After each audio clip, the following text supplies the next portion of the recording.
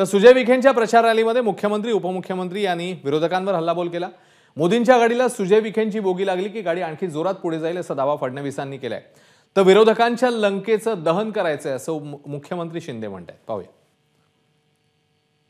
सुजय याच्या नावातच जय आहे, त्यामुळे त्याचा पराजय होणे अशक्य आहे आणि म्हणून त्यांचा लीड वाढवायचा आहे, आपल्याला एवढंच काम करायचंय आणि म्हणून आणि विरोधकांच्या लंकेचं दहन करायचं आहे।